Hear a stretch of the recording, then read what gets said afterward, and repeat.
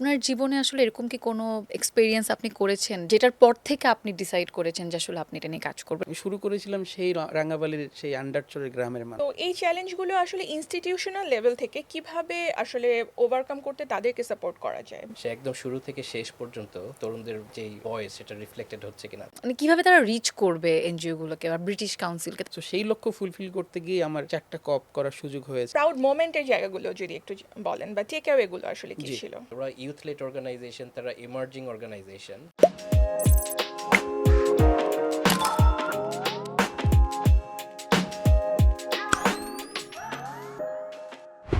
Hello, everyone. Welcome to a very special podcast, Connections Unlocked, where we will unfold stories of creating impact through English, education, and arts. Today's theme is Youth in Climate Action, Leading the Change. We will be discussing today how the young people are contributing the impacts of climate change and advocating for change. I am Juliet Mondal. I'm the communications manager for the British Council. And today we have a very special person with me co-hosting this show. She is an emerging star from the film and entertainment industry, and she has a Bachelor of Law degree from a reputed university. Without any further delay, I'm very excited to introduce you with my co-host for this show, Sadia Ayman. Hello, Juliet. Thank you for the nice introduction. I'm really glad to be here. আর আসলে আমাকে আমার অডিয়েন্সরা চিনে actress হিসেবে। So this is for the very first time I am host a podcast. So always আমি আসলে থাকি গেস্টদের চেয়ারে, আজকে আমি হোস্টের চেয়ারে। সো লেটস সি কি হয়। আমরা আজকে খুবই হ্যাপি যে আমরা সাদিয়াকে পেয়েছি as my co-host for today's show, and we have very special two guests today with us. So at the very beginning, I want to introduce Sohanur Rahman. Sohanur Rahman একজন celebrity, but silver screen থেকে না। তিনি একজন climate action celebrity. সোহান এখন কাজ করছেন as the executive coordinator of YouthNet organization, যেটি 50টি ডিস্ট্রিক্টে বাংলাদেশে কাজ করছে ক্লাইমেট পলিসি নিয়ে, ডিজাস্টার রেসপন্স নিয়ে এবং সাস্টেইনেবল ডেভেলপমেন্ট গোল নিয়ে কাজ করছেন ওনারা। ধন্যবাদ জুলিয়েট আপু আমাকে এই পডকাস্টে আমন্ত্রণ জানানোর জন্য। And we have another guest who is তৌফিক হাসান. আসলে তৌফিক ভাইকে আমি পরিচয় করা দেওয়ার থেকে আমার মনে হয় ভাইয়া যখন নিজেকে বলবে নিজের ব্যাপারে সেটা আরো বেশি এক্সাইটিং হবে। Of course. তৌফিক ভাই হচ্ছে head of education from British Council. So he is a celebrity there. সো সবাই তাকে এখানে চিনে। সো তৌফিক ভাই আপনি যদি একটু নিজের কথা বলতেন আমাদেরকে যে আপনার ব্যাপারে। Thank you Sadia, and thank you for hosting us today. আপনি আমার নামটা বলেছেন এবং আমার ডেজিগনেশন বলেছেন। আমি ব্রিটিশ কাউন্সিলে আছি হেড অফ এডুকেশন হিসেবে। আমি ব্রিটিশ কাউন্সিলে কাজ করছি প্রায় 12 বছর ধরে। আমি ব্রিটিশ কাউন্সিলে শুরু করি আসলে একজন ইন্টার্ন হিসেবে অনেক বছর আগে। আমি এখন মনেই করতে পারছি না আসলে কত বছর আগে, বাট আমি যখন মাস্টার্স পড়ছি ঢাকা ইউনিভার্সিটিতে তখন আমি ব্রিটিশ কাউন্সিলে জয়েন করি ইন্টার্ন হিসেবে। তারপর আমি 1-1.5 বছরের মতো ইন্টার্ন হিসেবে ছিলাম। ওই সময় আমি একটা বড় ল্যাঙ্গুয়েজ এন্ড ডেভেলপমেন্ট কনফারেন্স প্রজেক্টে কাজ করতাম। তারপর আমি ব্র্যাকে জয়েন করি। ব্র্যাকে তাদের ইয়াং প্রফেশনাল প্রোগ্রামে ইয়াং প্রফেশনাল হিসেবে জয়েন করি। ব্র্যাকে প্রায় 3 বছরের মতো ছিলাম ব্র্যাকের এডুকেশন প্রোগ্রামে। ওই সময় আমি অবশ্য 1 বছর আবার ইউনিভার্সিটি অফ ম্যানচেস্টার একটা আমার সেকেন্ড মাস্টার্সটা করতে যাই, একটা স্টাডি ব্রেকে ছিলাম। বাট ব্র্যাক ম্যানচেস্টার থেকে এসে ব্র্যাকে আরো কিছুদিন কাজ করার পরে আমি ব্রিটিশ কাউন্সিলে জয়েন করি 2013-তে। তখন আমাদের যে ইউথ পোর্টফোলিও ছিল সেখানে প্রোগ্রাম ম্যানেজার হিসেবে জয়েন করি, এন্ড দেন গ্র্যাজুয়ালি আমার মনে হয় 2022-এ আমি হেড অফ এডুকেশন রোলে জয়েন করি। So I am very glad to be able to lead our entire education and youth and skills portfolio. Nice. আচ্ছা, আমি সোহান ভাইকে একটা ইন্টারেস্টিং প্রশ্ন করতে চাই। সেটা আসলে আমি হোস্ট হিসেবে না, আমি একদম অডিয়েন্সের মনের কথা। So is climate change a real thing? So এটা আসলে অনেকে ভাবে যে আমরা অনেকে শুনি যে ক্লাইমেট চেঞ্জ নিয়ে আসলে অনেক কিছু হয়, গ্লোবাল ওয়ার্মিং অনেক এফেক্ট করে, কিন্তু এটা নিয়ে আসলে অনেকেই সিরিয়াস না, অনেকে এটাকে পাত্তাই দেয় না। সো আপনি এটা আসলে কিভাবে এক্সপ্লেইন করবেন? সো ক্লাইমেট চেঞ্জ আসলে রিয়েল থিং কি না এটা যদি বুঝতে হয় রাস্তায় গিয়ে দাঁড়ান, বুঝতে পারবেন যে কি পরিমাণ গরম। Right. এবং এই যে দাবদাহ হিট ওয়েভ এটা কিন্তু ঢাকায় অনেক বেড়ে গেছে।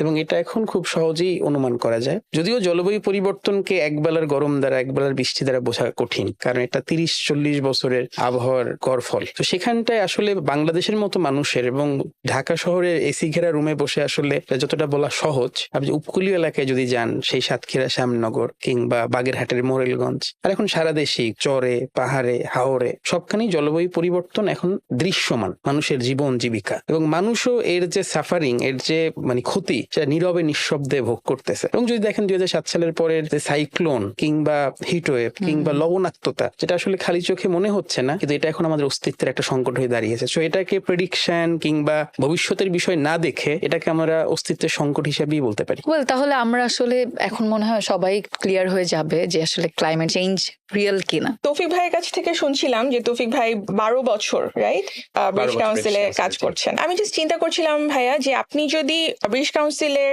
এডুকেশন টিমে কাজ না করতেন, বা এডুকেশন সেক্টরে এডুকেশন নিয়ে আপনার পড়াশোনা, তো ব্রিটিশ কাউন্সিলের এডুকেশন টিমে কাজ না করলে আপনি আসলে কি হতেন বা কি করতেন, কোথায় করতেন আসলে? কোথায় হ্যাঁ, করতেন? কঠিন প্রশ্ন। আমি আসলে খুব একটা চিন্তা করি নাই যে আসলে আর কি করতে পারতাম, কারণ যেটা বলছি যে পড়াশোনার সময় থেকে আমি যেহেতু ব্রিটিশ কাউন্সিল ইন্টার্ন হিসেবে জয়েন করেছি, সো ওই সময় থেকে একটা ব্রিটিশ কাউন্সিলে কাজ করবা, নন গভর্নমেন্ট সেক্টরে, প্রাইভেট সেক্টরে কাজ করার একটা অভিজ্ঞতা হয়েছে। বাট আমি যদি এডুকেশন সেক্টর বা ব্রিটিশ কাউন্সিলে যদি এডুকেশন আমার ক্যারিয়ার ডেভেলপ না করতাম, তাহলে আমি কি করতাম? আমার আসলে পড়াশোনার পার্ট হিসেবে আমি যখন ঢাকা ইউনিভার্সিটি আইএর যখন অনার্স করছিলাম, আমাদের একটা সেমিস্টারে মাইক্রো টিচিং ছিল। সো আমাকে একটা সেমিস্টার ধরে একটা সেকেন্ডারি স্কুলে ম্যাথমেটিক্স এন্ড সায়েন্স পড়াতাম, এবং আমি উদয়ন স্কুলে তখন গিয়েছিলাম ওই মাইক্রো টিচিং এর জন্য। আমার কাছে সেটা খুব ভালো লেগেছিল। আমার কাছে মনে হয়েছিল যে আমি টিচিং খুব এনজয় করতাম, এবং আমার কাছে মনে হচ্ছিল যে আমার স্টুডেন্টরাও আমাকে খুব they received me very well as a teacher. So আমার হয়তো, আমি জানি না, হয়তো টিচিং হয়তো আমি বেছে নিতে পারতাম যদি আমি এই জায়গায় যদি ক্যারিয়ারটা ডেভেলপ না হতো, তাহলে হয়তো আমি অল্টারনেটিভলি টিচিং কে বেছে নিতাম।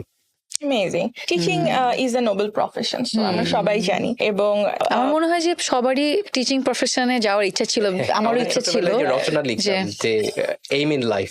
আমার মনে হয় 80% স্টুডেন্ট লিখতো যে টিচার হব আর ডক্টর হব, এই দুটো বেশি ছিল। হ্যাঁ, আসলে কেউ লিখতো না যে অ্যাক্টিং করব। অলসো তোমার প্রিয় ব্যক্তিকে বা তোমার আইডলকে, তো তখনও কিন্তু আমরা সবাই লিখতাম যে আমার teacher কে টিচার, বেছে আমার হ্যাঁ, মা কিন্তু অনেক বড় একজন টিচার, মানে টিচারের রোল প্লে করে আমাদের লাইফে। আমার মনে হয় যে সবচেয়ে গুরুত্বপূর্ণ she is the first teacher আমাদের সবার জীবনে। তো সোহান ভাই, আসলে আমরা বাংলাদেশে অনেক ধরনের এরকম দুর্যোগ পেয়েছি। আমিও ছোটবেলায়, আমার ফার্স্ট মনে আছে যখন সিডর হয় ওই সময়টা। সো আপনার জীবনে আসলে এরকম কি কোনো এক্সপেরিয়েন্স আপনি করেছেন যেটার পর থেকে আপনি ডিসাইড করেছেন যে আসলে আপনি এটা নিয়ে কাজ করবেন? না, এমন তো আসলে হয় না। ছোটবেলা থেকে আমরা যারা বড় হওয়ার পরে তো চাই ডক্টর হতে বা ইঞ্জিনিয়ার হতে বা টিচার হতে। ক্লাইমেট অ্যাক্টিভিস্ট কিন্তু এটা খুবই আনকমন, মানে এটা চিন্তা আসাটাও কিন্তু খুব একটা রেগুলার না।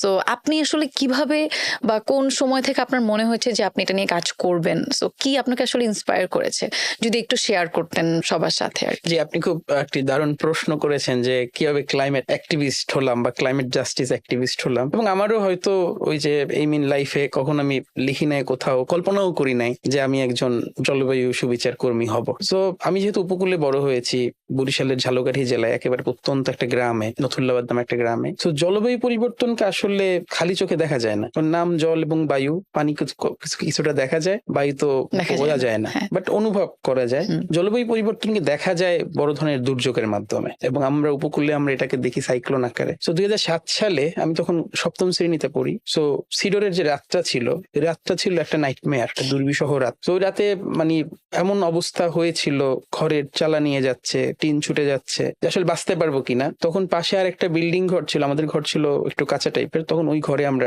আশ্রয় নিয়েছিলাম এবং ওই রাতে আমরা বেঁচে যাই। কিন্তু আমার এলাকার মানুষ বাঁচলেও আমাদের উপকূলীয় আরো দক্ষিণের অনেক এলাকা মৃত্যু উপত্যকা তৈরি হয়েছিল, ডেড ভ্যালি। মানুষ, সন্তান, মা, গরু, ছাগল সব মারা গেছে। এমন শরণখোলা কিংবা বরগুনা গণকবর তৈরি হয়েছে। সো পরের দিন সকালে আমি আমার কমিউনিটিকে আবিষ্কার করলাম ধ্বংসস্তূপ, ফসল নাই, মাছ নাই, মানুষ গরিব থেকে আরো গরিব হচ্ছে। সো এটা চলতে থাকছে। সাইক্লোনের পর সাইক্লোন আসা শুরু করছে, সিডরের পর আইলা, তারপর মহাসেন, এরপর 1 ডজন সাইক্লোন আসছে। 2009 সালের দিকে বাংলাদেশ জলবায়ু সম্মেলনে যাওয়া শুরু করে। আর আমার একটা অনুসন্ধিৎসু মন ছিল একটু সংবাদপত্র পড়া দেখা। তখন একটা প্রতিনিয়ত একটা সংবাদ দেখতাম যে বাংলাদেশ জাতিসংঘ জলবায়ু সম্মেলনে যায় এবং কি যায়, দাবি জানাতে যায় যে আমাদের যে ক্ষতি হচ্ছে, ক্ষতির জন্য আমরা দায়ী না, আমাদের ক্ষতিপূরণ দরকার, ন্যায্য হিস্সা দরকার, যেটাকে এখন আমরা বলি জাস্টিস দরকার। কিন্তু দেখা যায় যারা বড় বড় উন্নত রাষ্ট্র, উন্নয়নশীল রাষ্ট্র, তারা আসলে 2 সপ্তাহের এই আলাপ আলোচনা শেষে শূন্য হাতে আমাদের মতো দেশগুলোকে বাড়ি পাঠিয়ে দেয়। এটা যখন প্রতি বছর দেখছি পত্র পত্রিকায় এই নভেম্বর ডিসেম্বর মাস আসলে, এটা দেখে একটা খারাপ লাগা তৈরি হয় যে তাহলে কেন আমাদের মতো দেশগুলোকে ওই সম্মেলনে ডাকা হয় এবং তারপর আবার খালি হাতে পাঠিয়ে দেওয়া হয়। সো এরপর যখন 2014 সালের দিকে ব্রিটিশ কাউন্সিলের একটা প্রোগ্রামে আমার জয়েন করার সুযোগ হয়, নাম হচ্ছে অ্যাক্টিভ সিটিজেন্স এবং ইউথ লিডারশিপ, যে তরুণ নেতৃত্ব তৈরি করা। আর আমার ছোটবেলা থেকেই কিছু করার ইচ্ছা ছিল, মানুষের জীবন মানে একটু উন্নয়ন করা, সামাজিক পরিবর্তন। আর ইন্সপিরেশনের জায়গা ছিল, আমার আব্বাও শিক্ষক ছিল, আম্মা ছিল ইউনিয়ন পরিষদের ইলেক্টেড নারী নেত্রী। তো আমাদের ওই সিডের ওই সময় থেকেই মানুষের সাথে এনগেজমেন্টটা ছিল আর কি। তো যখন আমি অ্যাক্টিভ সিটিজেন্স প্রোগ্রামে আসলাম, ওনাদের সুন্দর একটা ট্যাগ লাইন ছিল যে লোকালি এনগেজড, গ্লোবালি কানেক্টেড। তখন এই প্রোগ্রামটার মাধ্যমে, এই ট্রেনিংটার মাধ্যমে, 4 দিনের লিডারশিপ ট্রেনিং এর মাধ্যমে আমার একটা চিন্তার জগৎ খুলে গেল যে আমি এই একটা গ্রামে থেকেও গ্লোবাল কমিউনিটির অংশ হতে পারি। আমি আমার এই গ্রামে থেকেও আমি বৈশ্বিক পর্যায়ে একটা অ্যাকশনের ভাগিদার হতে পারি এবং সেখানে আমি কিভাবে নেটওয়ার্ক তৈরি করব, মানুষের সাথে নেগোসিয়েশন করব, টিমে কাজ করব, একটা সামাজিক উদ্যোগ নিয়ে আগাবো। তখন বাল্যবিয়ে নিয়ে আমি একটা সামাজিক উদ্যোগ নিই, চাইল্ড ম্যারেজ।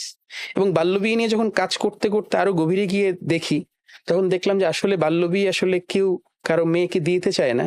এর পিছনে অনেকগুলো ফ্যাক্টর কাজ করে এবং তার প্রধান একটা ফ্যাক্টর দারিদ্রতা, দুর্গম এলাকা এবং দুর্যোগ।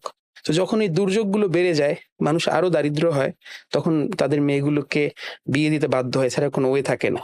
তো আমার জার্নিটার শুরুর পয়েন্টটা হচ্ছে আমি এই ধরনের একটা ঘটনা দেখার জন্যই গিয়েছিলাম পটুয়াখালীর রাঙাবালি উপজেলায় আন্ডারচর নামে একটা গ্রামে। আগুনমুখা নামে একটা নদী, এবং সেই নদী খুব ভয়ঙ্কর নদী। ওই নদীর জোয়ার ভাটা ধরে আপনাকে যাইতে হবে। তো আমরা সকালবেলা গিয়েছি, আধা বেলা কাজ করে আমরা আবার ব্যাক করেছি। ওখানে গিয়ে দেখলাম যে বাল্যবিয়ের কি নির্মম চিত্র, এবং এর সাথে শিক্ষাও জড়িত। কারণ ওই চরে একটা মাত্র প্রাইমারি স্কুল, সেটা একটা মাত্র শিক্ষক, একজন শিক্ষিকা, আর কোনো শিক্ষক নাই। একসময় 3টা ক্লাস চলে। তো ওই ম্যাডাম গিয়ে এক ক্লাসে একটু নাম লিখতে বলে, এক ক্লাসে একটা অঙ্ক করতে দেয়, আর এক ক্লাসে রোল কল করে। তাহলে ওই শিশুরা আসলে কতটুকু গুণগত শিক্ষামান পাবে এবং তাদের জীবনে কতটা বড় হবে। চ্যালেঞ্জটা তৈরি 5ম শ্রেণীর পরে। ওখানে কোনো হাই স্কুল নাই, আর একটা চরে নৌকা ভাড়া করে পাঠাইতে হবে।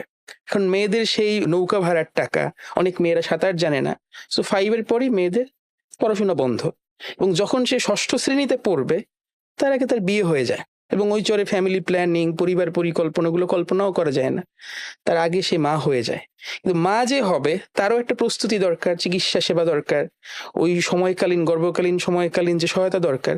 এমন আমরা ঘটনা দেখেছি, ওই আন্ডারচর থেকে রাত্র 12টায় লেবার পেইন, সেটাকে 12 ঘন্টা ধরে গলা চিপা আসছে, সেখানে কোনো সেবা নাই। বরিশাল শেরেবাংলা মেডিকেলে নিয়ে আসছে, ওই মা কিশোরী মা এবং তার গর্ভ সন্তান দুজনেই মারা গেছে। এই ঘটনাটা দেখে দেখলাম যে আসলে এই মানুষজন এইভাবে তারা তাদের চরম মূল্য চোকায়, paying the highest price, bearing the burn. কিন্তু ক্লাইমেট চেঞ্জের জন্য যে ইনভিজিবল কজ, তাদের কোনো দায় নেই। তাদের ঘরে ফ্রিজ নাই, এসি নাই, তারা বিমানে চড়তে পারে না, তারা মাংস কিনে খাইতে পারে না। কিন্তু তারা যেভাবে চরম শিকার হচ্ছে, এটা আমাকে আঘাত করেছে যে এটা একটা অন্যায্যতা। তো যারা উন্নয়নশীল রাষ্ট্র বা উন্নত রাষ্ট্র, তারা এই মানুষগুলোর সাথে অবিচার করছে, তিলে তিলে মেরে ফেলছে। তখন আমি চিন্তা করলাম এদের সুবিচারের জন্য আমাকে কাজ করতে হবে, এবং এরপর আমি ফিরে ইউথনেট নিয়ে কাজ শুরু করি। নাইস। আসলে এই যে গল্পগুলো, এগুলো আমাদেরকে অনেক মুভ করে, কিন্তু আমরা অনেক সময় এটা ফিল করতে পারি না। এই এসি রুমে বসে, আমাদের Exactly. বাসায় বসে আমরা ওই প্রত্যন্ত অঞ্চলের মানুষগুলো আসলে কত Struggle করছে, কষ্ট করছে। স্ট্রাগল করছে, এটা আসলে আমরা অনেক সময় ফিল করতে পারি না। সোহান, আপনি যেটা বললেন যে এই যে মানুষগুলোর কষ্ট আপনাকে ভাবিয়েছে, এবং আপনি এরপরে আসলে ইউথ নেটের সাথে সংযুক্ত হলেন বা কাজ করলেন, কিন্তু এর মাঝখানে যখন আমাদের গোল থাকে, আমাদের অ্যাম্বিশন থাকে, আমরা হয়তো একটু প্রিপারেশনও থাকে, ওই সময়টা অপরচুনিটি আসে, এবং সেই 3টা বিষয় যখন একসাথে সিঙ্ক করে, তখনই দেখা যায় আমরা দারুণ কিছু করি। তো আপনার এরকম কি কিছু হয়েছিল আমার কাছে আপনার মনে life-এ? হয় যখন অপরচুনিটি আসা শুরু করে একযোগে আসা শুরু করে এক্স্যাক্টলি সব দিক থেকে। আপনি স্কলারশিপ দেবেন ইউকে থেকেও পাইছেন, আমেরিকার 3 ইউনিভার্সিটি থেকেও পাইছেন। সো এখন আমার এমন হয় যে একই সময় 3টা গুরুত্বপূর্ণ প্রোগ্রাম পড়ে, কিন্তু শুরুর দিকে এমন হয়েছে কোনো প্রোগ্রামই ছিল না, কোনো কাজই বা কোনো সহায়তাই ছিল না, কিন্তু দরজা আটকাইয়া দিনের পর দিন কাজ করতে হয়েছে, রাতের পর রাত কাজ করতে হয়েছে। মানুষ বলে কি পাগলামি করে, পাগল বলতো, কি ক্লাইমেট চেঞ্জ করে, এই ক্লাইমেটে স্ট্রাইক করে। আমার যেটা এই মুভমেন্ট বা এই কাজ থেকে যেটা মনে হয়, একটা হচ্ছে লেগে থাকা খুব গুরুত্বপূর্ণ এবং ফোকাস সহকারে লেগে থাকা। আমরা অনেক সময় লেগে থাকি কিন্তু ফোকাসটা দিয়ে লেগে থাকি না। আপনি কোনো কিছু একটা ফোকাস দিলে সেটাই আপনি ওটার শীর্ষ পর্যায়ে পৌঁছাবিনি। এটা আমার কাছে একটা গুরুত্বপূর্ণ মনে হয়। দ্বিতীয়ত হচ্ছে একটু দূরদর্শী হওয়া। আমি যখন আমার এই কাজগুলো শুরু করেছিলাম তখন সবাই কিন্তু নারীর প্রতি সহিংসতা নিয়ে কাজ করেছে, মেন্টাল হেলথ নিয়ে কাজ করেছে, কিন্তু আমি একা তখন ক্লাইমেট চেঞ্জ নিয়ে কাজ শুরু করেছি। আমার শহরে কেউ ক্লাইমেট চেঞ্জ নিয়ে কাজ করতো না। তা আমি মনে করেছি আজকে 2016 সালে আমি ক্লাইমেট চেঞ্জ শুরু করলাম, 2021 সালে 22 সালে বাংলাদেশ এবং পৃথিবী জুড়ে ক্লাইমেট চেঞ্জ হবে 1 নম্বর উন্নয়ন এজেন্ডা, 1 নম্বর কনসার্ন, এবং সেটা হয়েছেও। এখন সবাই কিন্তু সেখান থেকে ফিরে ক্লাইমেট চেঞ্জে মুভ করতেছে। সো সেই মুভটা ভালো, কিন্তু তারা হয়তো দূরদর্শী ছিল না। তো আমাদেরকে এখন চিন্তা করতে হবে 2050 সালের বাংলাদেশ কেমন হবে, আবার ফিউচার প্রুফটা কিভাবে আমি নিশ্চিত করব। আর একটা জিনিস মনে হয়, আমি কত বড় অ্যাক্টিভিস্ট হলাম, কত বড় অ্যাডভোকেট হলাম, কত কণ্ঠস্বর জোরালো, পাশাপাশি আসলে আমার নলেজ লিডারশিপটা কতটা গুরুত্বপূর্ণ। সো লিডারশিপের জায়গায় নলেজটাকেও ক্লাইমেট চেঞ্জের মতো ইস্যুকে ডিল করতে গেলে দরকার আছে। এর জন্য আমি 2টা লার্নিং মেথডকে বেছে নিয়েছিলাম। একটা হচ্ছে কন্টিনিউয়াস লার্নিং। জলবায়ু যেমন প্রতিনিয়ত পরিবর্তিত হচ্ছে, পাশাপাশি আমাদের লার্নিং এর জায়গাটাও কিন্তু পরিবর্তিত হচ্ছে। এবং জলবায়ু পরিবর্তন এখন এমন একটা জায়গায় পৌঁছিয়েছে, আমরা প্রতি বছর বিগত পুরো পৃথিবীর ইতিহাসের সর্বোচ্চ উষ্ণতম বছর পার করছি। এবং শুধু বছর না, মাসে দেখা যায় যে আগস্ট মাস পৃথিবীর সবচেয়ে উষ্ণতম মাস, যখন সেপ্টেম্বরে পড়বেন সেপ্টেম্বর তার চেয়ে উষ্ণতম মাস। তাহলে আমরা কিন্তু এমন ভাবে রেপিড পরিবর্তন হচ্ছে। তো সেই শিক্ষার জায়গায় শুধু পরিবর্তনের কুফল শোনা না, আমরা সেটাকে কিভাবে ট্যাকেল করতে পারি সেই স্কিলটাও দরকার। সেই স্কিলটা দরকার করতে গেলে এই সলিউশনগুলো লন্ডনে কিংবা প্যারিসে কিংবা আজারবাইজানে না, গ্রাউন্ড লেভেলে, তৃণমূল পর্যায়ে। তাহলে লার্নিং বাই ডুইং, করে করে শেখা। সো একদিকে আমার সায়েন্স, আরেকদিকে আমার মাঠ থেকে শেখা। তো যখন আমি এগুলোকে সমন্বয় করতে পেরেছি, তখন সরকারি বেসরকারি প্রতিষ্ঠান, মিডিয়া, সবার সাথে আমার একটা বিশ্বাস তৈরি হয়েছে, আস্থা তৈরি হয়েছে। তো যখন বিশ্বাস তৈরি হয়েছে, আস্থা তৈরি হয়েছে, আমার জন্য সব সম্ভাবনার দুয়ারগুলো খুলে গেছে, যখন আমি সম্পর্কগুলোকে কন্টিনিউ করে গেছি। রাইট। ওকে, নাইস। আমরা আসলে অনেক কিছু জানতে পারলাম। আচ্ছা তৌফিক ভাই, আপনি তো অনেকদিন ধরে এডুকেশন অ্যান্ড ইউথদের নিয়ে কাজ করেন, ইভেন আপনি পড়াশোনাও করেছেন এই সেক্টরে।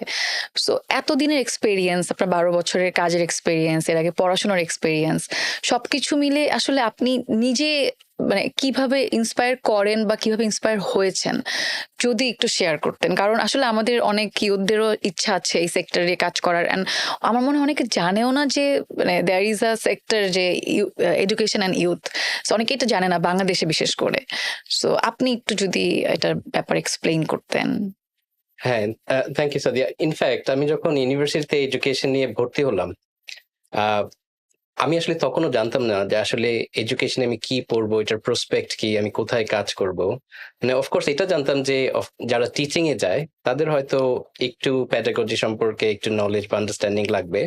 এটা আমি তখনও শিওর ছিলাম না যে পাথওয়েটা কি, এখান থেকে কি বের হয়ে আমি কি টিচার হব, নাকি আমি গভর্নমেন্ট যে এডুকেশনের যে জবগুলো আছে টিচার্স ট্রেনিং ইনস্টিটিউটে বা মিনিস্ট্রিতে, সেখানে কি আমার জন্য কোনো কাজ আছে, নাকি ডেভেলপমেন্ট সেক্টরে আমাকে থাকতে হবে। So I was not very sure of. এবং আমি একদমই বলবো যে ওই নলেজ এন্ড আন্ডারস্ট্যান্ডিং ছাড়াই আমার আসলে ইনস্টিটিউশনটা খুব ভালো লেগেছিল। ওটা দেখতে খুব সুন্দর ছিল। ঢাকা ইউনিভার্সিটির ভিতরে ওইটা ছিল প্রবাবলি মানে সেকেন্ড বেস্ট বিউটিফুলি স্ট্রাকচার একটা হ্যাঁ, ইনস্টিটিউশন আমরা আইএর। কিন্তু জানি না আসলে, আমিও জানতাম না যে এরকম কোন একটা মানে আছে যে চান্স পেলাম, আই ওয়াজ ভেরি হ্যাপি, কারণ আমাদের বিল্ডিংটা খুব সুন্দর ছিল এবং আমাদের টিচাররা খুব, মানে আমি বলবো যে উই আর ভেরি লাকি যে আমাদের ফ্যাকাল্টি মেম্বাররা খুব ভালো ছিলেন, তারা খুবই হেল্পফুল ছিলেন। ভাই একটু ইন্টারাপ্ট করি, সরি। সেটা হচ্ছে থাকে না ফ্যামিলি মেম্বারও তো একটু অবাক হয় যে এডুকেশন নিয়ে পড়ছো, মানে it's all about education, but তুমি আবার আলাদা করে এডুকেশন সাবজেক্ট এটা কি মানে, আর আশেপাশে মানুষজন তো সব এক্সপেক্ট করে হয়তো বা পড়বে ম্যাথস বা ইংলিশ বা লিটারেচার, হিস্ট্রি, মানে হ্যাঁ সিএসসি, ট্রিপলি এগুলো, কিন্তু সেখানে আপনি একদম ডিফারেন্ট একটা ইসে। সো নিজেই তো জানতাম না আমি ফ্যামিলিকে কি বলবো। বাট একটা জিনিস ভালো ছিল যে আমার ফ্যামিলিতে একজন আমার পরিচিত একজন ফ্যামিলির মধ্যে উনি আগে এডুকেশনে পড়েছিলেন, তো অ্যাটলিস্ট আমরা একটা আমাদের রেফারেন্স ছিল যে কেউ একজন এডুকেশনে পড়েছেন, এবং তখন তার কাছ থেকে আমরা জানতে পেরেছি যে প্রসপেক্টটা কি। বাট গ্র্যাজুয়ালি আমি যখন পড়লাম বা পড়া শেষ করছি, তখন দেখেছি আসলে কাজের অনেক সুযোগ আছে। এক হচ্ছে যে আসলে আমরা যারা টিচিং এ আসি, টিচিং এ আসার জন্য you need to have a particular মানে প্যাডাগজিক্যাল কিছু আন্ডারস্ট্যান্ডিং থাকতে হবে। টিচার্স ট্রেনিং ইনস্টিটিউট গুলোতে যারা ইনস্ট্রাক্টর হিসেবে যাচ্ছে সেখানে এডুকেশনের একটা স্কোপ আছে, বা ডেভেলপমেন্ট সেক্টরে, কারণ বাংলাদেশের এডুকেশন কাঠামোটা তো শুধুমাত্র যে ফর্মাল এডুকেশন সিস্টেম দিয়ে তো কভার করছে না, অনেক নন ফর্মাল এডুকেশন সিস্টেমেও অনেকখানি আমাদের একটা সময় কভার করতে হতো। তো ওই নন ফর্মাল এডুকেশনেও কাজ করার যথেষ্ট সুযোগ ছিল। সো আমি যখন পড়ছিলাম তখন আমার কাছে আস্তে আস্তে ভালো লাগা শুরু করলো যে আসলে আমার এই পড়াটার একটা গুরুত্ব আছে, বা শিক্ষা বিষয়টা বাংলাদেশের জন্য কতটা গুরুত্বপূর্ণ। এটা অত্যন্ত একটা মানে বিস্তৃত একটা ডিসিপ্লিন, অনেকগুলো সাবজেক্ট আছে এখানে। এখানে আপনি কারিকুলাম ডেভেলপমেন্ট নিয়ে পড়তে পারেন, এখানে আপনি ইনস্ট্রাকশনাল টেকনোলজি নিয়ে পড়তে পারেন, আপনি রিসার্চ নিয়ে পড়তে পারেন, 8-10টা ডিসিপ্লিন আছে শুধুমাত্র এডুকেশনের ভিতরে। সো যখন আমি আসলে পড়া শেষ করছিলাম তখন আই ওয়াজ ভেরি হ্যাপি যে আমি সম্ভবত একটা গুরুত্বপূর্ণ একটা পড়া পড়েছি। তো শুরুতে যে একটা অজানা একটা ভীতি নিয়ে এসেছি যে আসলে কি হবে, বা আসলে এটা আমাকে রাইট ট্র্যাকে নিতে পারবে কিনা, শেষের দিকে আমি একদমই আই ওয়াজ টোটালি কনফিডেন্ট যে probably I chose a very right discipline for myself। এবং যেটা বললাম যে মাইক্রো টিচিং এর পরে আমি আরো বেশি ইন্টারেস্টেড হলাম, আমার কাছে ভালো লাগা শুরু করলো।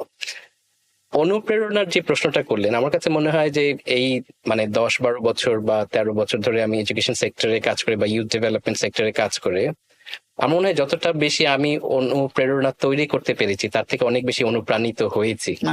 কারণ আমি যাদের সাথে কাজ করি, আপনি যদি জাস্ট সোহানের স্টোরিটা শোনেন, ওর সাথে আমার পরিচয় হয়েছে 2014 সালে। আমি 2013 সালে ব্রিটিশ কাউন্সিলে জয়েন করি, 14 সালে আমি বরিশালে যাই আমাদের অ্যাক্টিভ সিটিজেন্স, তখন আমি অ্যাক্টিভ সিটিজেন্স এর প্রোগ্রাম ম্যানেজার ছিলাম। সো অ্যাচিভার্স সামিটে আমি গিয়েছি, তখন আমি প্রথম সোহানকে দেখি বরিশালে। এবং আপনি যদি দেখেন ওর জার্নিটা, অবশ্যই এটার পুরো কৃতিত্ব তার, আমাদের কোনো কৃতিত্ব নাই, কিন্তু ওর এই জার্নিটার একটা পার্ট হওয়াটা, এটা কাছ থেকে দেখাটা একটা বিরাট অনুপ্রেরণার বিষয়। ও একজন ইন্ডিভিজুয়াল হিসেবে যে মাত্র ফিল করতে যে আমি একটা কিছু একটা করব, বা এই জলবায়ু সুবিচারে ওর একটা রোল থাকা উচিত। ও বললো যে আমাদের অ্যাক্টিভ সিটিজেন্সে ও ট্রেনিং নিয়েছে, তারপর একটা বাল্য বিবাহ নিয়ে একটা ক্যাম্পেইন করেছে। ওই যে ও স্কিল ডেভেলপ করে তারপর আমাদের ফ্যাসিলিটেটর হয়েছে, তারপর ও নিজে একটা অর্গানাইজেশন ডেভেলপ করেছে, তারপর আমাদের বিভিন্ন ইন্টারন্যাশনাল এক্সপোজার ভিজিট বা কনফারেন্সেও গিয়েছে। আমার মনে আছে 2018-19 দিকে আমরা সোহানকে চগম কনফারেন্সে পাঠিয়েছিলাম লন্ডনে, এবং সে সেখানে মানে হেড অফ স্টেটদের সাথে ও কথা বলেছে বাংলাদেশকে রিপ্রেজেন্ট করে। সো আমি বলবো না যে সবাই সোহানের মতো হয়, কিন্তু অনেক অজানা সোহানও আছে যারা হয়তো সোহানের মতো যেতে পারে নাই ওই পর্যায়ে, কিন্তু তার মানে এই না যে তার কাজটা কম গুরুত্বপূর্ণ। তারা হয়তো মানে খুব অজান্তেই কাজ করে যাচ্ছে কমিউনিটিতে, অন্যান্য সেক্টরে অনেকে কাজ চেষ্টা করছে, কেউ এডুকেশনে কাজ করছে, কেউ হেলথ সেক্টরে হয়তো কাজ করছে, কিন্তু প্ল্যাটফর্মটা হয়তো তার শুরু হয়েছিল আমাদের প্ল্যাটফর্মে। সো এইগুলো দেখতে পারাটা একটা বিরাট অনুপ্রেরণার বিষয়। তখন মনে হয় যে আপনি যা করছেন সেটা আসলে একটা মিনিং আছে। সো মানুষের জীবনের যে পরিবর্তনে যে ভূমিকা রাখতে পারার যে সুযোগ, সেটা আমার কাছে সবসময় ছিল। সো সেইখান থেকে আমি বলবো আই এম ভেরি লাকি যে এই ধরনের ব্রিটিশ কাউন্সিলের মতো একটা অর্গানাইজেশনে কাজ করতে পারছি, বা এডুকেশনের মতো একটা পোর্টফোলিওতে কাজ করছি, যেখানে শিক্ষার গুণগত মান উন্নয়নেও আমরা কাজ করছি, এবং নন ফর্মাল এডুকেশন সেক্টরে ইউথ ডেভেলপমেন্টে আমরা কন্ট্রিবিউট করতে পারছি। সো এটা এই জার্নির পার্ট হওয়াটা একটা বিরাট, আমি বলবো যে সৌভাগ্যের বিষয়। নাইস। আপনি তো আগে এখানে ইন্টার্নশিপ করেছিলেন, আপনি তাই না? হ্যাঁ, আপনি শুরুতেই বলেছিলেন যখন ফার্স্ট ইন্ট্রোডাকশন দিচ্ছিলেন। সো তখন তো আপনি হয়তো জানতেন না যে আপনি এখানেই এত বছর ধরে কাজ করবেন, বা এটাই আপনার আসলে ফাইনাল ডেস্টিনেশন হবে কাজ করার জন্য। সো এইটা আসলে কেমন লাগে যে যেখানে আপনি একটা সময় এসে ইন্টার্ন করতেন, এখনই সেখানে আপনি এখানে মানে রুল করছেন আর কি, আপনি আপনার সেক্টরে কাজ করছেন। সো এভরিওয়ান আপনাকে আসলে অ্যাপ্রিসিয়েট করে, আপনাকে সবাই চিনে জানে। So how do you feel about that? এটা খুবই ভালো লাগে, কারণ হচ্ছে আমি যখন ইন্টার্ন করছিলাম আমার কাছে এই অর্গানাইজেশনটা বা এই ব্রিটিশ কাউন্সিলের যে কাজগুলো সেগুলোর প্রতি অবশ্যই আমার একটা ভালো লাগা জন্মায়। যদিও আমি ঠিক ইন্টার্নশিপের পরপরই যে আমি ব্রিটিশ কাউন্সিলে জয়েন করি তা না, তারপর আমি আমি সম্ভবত তারপর ইংলিশ ইন অ্যাকশন বলে একটা ইউকে গভর্নমেন্ট একটা প্রজেক্ট ছিল, সেখানে কিছুদিন কাজ করি। তারপর আমি ব্র্যাকে যাই। ব্র্যাকে I had a fantastic learning opportunity as young professional. আমি বলবো সেটা আমার একটা ভিত্তি করে দিয়েছিল ডেভেলপমেন্ট সেক্টরে কাজ করার জন্য। And then I came back again to British Council. আমার কাছে খুবই ভালো লাগে, কারণ আমি যেই জিনিসগুলো তখন ইন্টার্ন হিসেবে দেখছিলাম, আমার কাছে মনে হতো যে আমি যদি ওখানে যেতে পারতাম, আমি যদি প্রোগ্রাম ম্যানেজার হতে পারতাম, বা আমি যদি একটা পোর্টফোলিও লিড করতে পারতাম। বাট গ্র্যাজুয়ালি জয়েন করার পরে 10 বছর 12 বছরে I was very fortunate যে আমি ক্যারিয়ারে প্রোগ্রেস করতে পেরেছি এবং এত এক্সাইটিং একটা পোর্টফোলিও, এডুকেশন পোর্টফোলিওটা লিড করতে পারছি। এবং আমার যেটা বললাম যে আমার কাজের সবচেয়ে অনুপ্রেরণার অংশ হচ্ছে সোহানের মতো তরুণদের সাথে কাজ করতে পারার যে অভিজ্ঞতাটা, এটা কাছ থেকে দেখতে পারাটা একটা অসম্ভব, আমি বলবো অনেক কিছু ভালো লাগার শেখার বিষয়। আছে আসলে। তখন ইচ্ছা করে না যাচ্ছে আমিও একটু যদি এরকম করতে আমার কাছে পারতাম। মাঝে মাঝে তো মনে হয় যে আমার ক্যারিয়ার থেকে সোহানের ক্যারিয়ারটা অনেক, যদিও অনেক চ্যালেঞ্জিং, অনেক গ্রাসরুট থেকে অনেক, ও বেশি অনেক গ্রাউন্ডেড, কিন্তু ওর জার্নিটা অনেক বেশি মিনিংফুল। জি আমার লাইফ লেসন অনেক কিছু আছে আসলে। আমি আপনাকে একটা জি। প্রশ্ন আসলে বলতে চাই, সেটা হচ্ছে আপনি বলেছেন আপনি বরিশালের, আমিও কিন্তু বরিশালের। সো হ্যাঁ, আমি কিন্তু সব জায়গায় বলি যে আই এম আ প্রাউড বরিশাল্লা, বিকজ থাকে না যে এখন একটা নিজের একটা জায়গা হয়েছে, সো এখন নিজের জায়গাটাকে, আমার যে জন্মস্থান বরিশাল, এটাকে আমার বলতেও খুব ভালো লাগে। তো আমি শহরে বড় হয়েছি, বাট আপনি ঝালকাঠিতে আপনার স্কুল ছিল, ওখানে কলেজও কি ওখানে ছিল? না, বরিশালে। বরিশালে কলেজ ছিল। সো আপনি কিন্তু ওখানে আপনার জন্মস্থান, ওখানে স্কুল, আপনি জীবন শেষ করেছেন, তারপর আপনি বরিশালে এসেছেন। সো এটা কিন্তু আসলে খুব একটা ইজিয়ার না। যেমন আমি বরিশালে আমার একদম কলেজ লাইফ শেষ করে দিন আমি ঢাকাতে ইউনিভার্সিটির জন্য আসি। তো আমি জানি যে আসলে কতটুকু ওখানে আমরা অপরচুনিটিস পাই কিছু করতে। আমি আমার যদি বলি স্কুল লাইফে আমি সবসময় চেষ্টা করতাম ডিবেটের সাথে থাকার, নাচার সাথে থাকার, মানে যাই হতো না কেন স্কুল, আমি সবসময় সেটার মধ্যে আমি চেষ্টা করতাম ইনভলভ থাকার, শেখার জন্য। তো আপনি আসলে এই যে বরিশালের ঝালকাঠি থেকে তারপর বরিশাল শহরে এসে আপনি পড়াশোনা করেছেন, মানে এত তো আসলে আমি বলবো যে সুযোগ ছিল না আপনার জন্য, অথবা এতটা ইজিয়ার ছিল না যে এত দূর আসা। সো বরিশালের একটু এক্সপিরিয়েন্সটা যদি বলতেন, একদম ঝালকাঠি থেকে বরিশালের কলেজ, দেন ঢাকায়, দেন এত যে মানে বাংলাদেশের বাইরেও আপনি বাংলাদেশকে রিপ্রেজেন্ট করছেন, তো সবকিছু মিলিয়ে আমি একটু জানতে চাই। জি, তো আমার বেড়ে ওঠা তো ঝালকাঠির একটা গ্রামে। তো তারপর তো আমি বরিশালে চলে আসি কলেজের জন্য এবং পরবর্তী পড়াশোনার জন্য। এবং বরিশালের যে বিশ্বত্বটা আমি বলবো, দেখবেন বরিশাল থেকে লিডারশিপ একটু বেশি আসে, এবং এর সাথে জলবায়ু সম্পর্ক আছে। এর সাথে জলবায়ু সম্পর্ক এই কারণে, কারণ বরিশালের এটাকে প্রাকৃতিক দুর্যোগ বলা চলে না, এটা এখন জলবায়ু জনিত দুর্যোগ, জীবাশ্ম জ্বালানি জনিত দুর্যোগ। মানুষ অনেক লড়াকু এবং এখানকার মানুষের জীবন অনেক চ্যালেঞ্জ।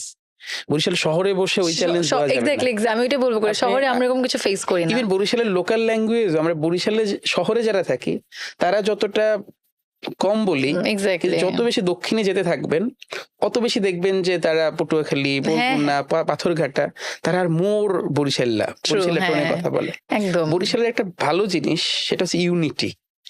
বাংলাদেশের যে কোনো জেলায় যাবেন, যদি বাড়ি নড়াইল হয় বলবো বাড়ি নড়াইল, যদি কারো বাড়ি চুয়াডাঙ্গা হয় বলবো চুয়াডাঙ্গা। বরিশালের ভোলা বাদে যে জেলায় যাবেন বলেন বরিশাল্লা, বরগুনা যাবেন বলে বরিশাল। হ্যাঁ, আসলে তো এই ইউনিটিটাও একটা ভালো জিনিস, আমাদের ইউনিটিটাও দরকার। ভোলার মানুষ কিন্তু বলতে চায় না যে তারা বরিশালে, স্বীকারই করতে চায় না। আমার একটা কলিগ আছে, যদি ভাইয়া দেখে আমার এটা, সে মানে সে বুঝবে আমি তাকে নিয়ে বলছি। তো ভাইয়া স্বীকারই করে না সে বরিশালে, বলে আমি ভোলার। আমি বলি যে ভোলা বরিশালের মধ্যে পড়ে, বলছে না এটা আমরা আমাদের মতো, যেমন নোয়াখালী বিভাগ চাই বলে একটা, যে তারা হচ্ছে ভোলাটাকে আলাদা করে ভোলা নিয়ে ছোট্ট একটু কথা বলে আমি আমার জার্নিতে ফিরি। আপনি গুলশান একে যাবেন, দেখবেন গুলশান একের যে মসজিদ সাবেক ভোলা মসজিদ। একসময় গুলশান টুলশান এগুলো ভোলার মানুষরাই লিড করতো অনেক আগে, কিন্তু জলবায়ু পরিবর্তনে মনপুরা নামে একটা ছবি আছে আমরা দেখেছি, কিন্তু জলবায়ু পরিবর্তনে যে মনপুরার ডিসপ্লেসমেন্ট কত বেশি, ঢাকায় ভোলা বস্তি তৈরি হয়েছে। বাংলাদেশে সবচেয়ে বেশি ডিসপ্লেসমেন্ট হয় ভোলা থেকে, এবং বিশেষ করে এই কারণে কিশোরীদের যে বাল্য বিয়ে, শিশুদের যে শিশু শ্রম, এবং এদের আসলে জীবনে কোনো ইমপ্রুভমেন্ট থাকে না। কারণ যারা ক্লাস 10 পর্যন্ত যারা শিক্ষার গণ্ডি পের হইতে পারে না, তাহলে তার লাইফে আসলে উন্নত মানের জীবন ধারণ করা, এটা আসলে যে দারিদ্র্যের যে দুষ্টচক্র তৈরি হয় এ থেকে তারা বের হতে পারে না। তো যখন বরিশালে আসলাম, বরিশালে আসার পরে আমার কিছু চাইল্ড রাইটস নিয়ে কিছু কাজ ছিল, এবং 14 সালে আপনি কোথায় কোথায় পড়েছেন এই যদি একটু জি institution আমি নামগুলো পড়াশোনা বলতেন। করেছি বরিশাল পলিটেকনিকে, ওখান থেকে ডিপ্লোমা, তারপর বরিশাল বিএসসি আমি Nice. সম্পূর্ণ করেছি।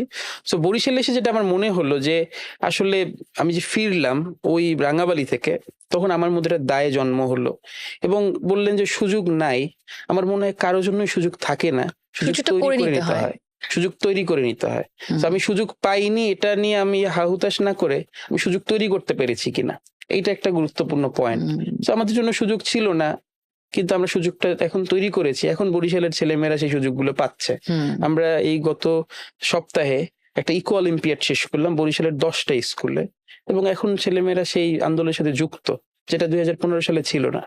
আরেকটা জিনিস হচ্ছে একটা অ্যাকশন কত ছোট, একটা অ্যাকশন কত ছোট মানুষ নিচ্ছে সেটা গুরুত্বপূর্ণ না, ওই একটা ছোট অ্যাকশনও বড় একটা পরিবর্তন আনতে পারে। এক্স্যাক্টলি। কিন্তু আমরা অনেক সময় অ্যাকশনটা নিব কিনা, আমি ছোট মানুষ, আমি একা কি করব, আমি একা পরিবর্তন হলে কি হবে, হেল্প পাবো কিনা হেল্প কারো। পাবো কিনা। কিন্তু একটা মানুষ যদি পরিবর্তন হইতে পারে, এবং আমরা যে সব একযোগে পরিবর্তন করতে, একযোগে সবকিছু পরিবর্তন সম্ভব না। হুম। একটা মানুষ যদি পরিবর্তন করা সম্ভব, ওই একটা মানুষ 100 মানুষকে তৈরি করতে পারে, 1000 মানুষকে তৈরি করতে পারে।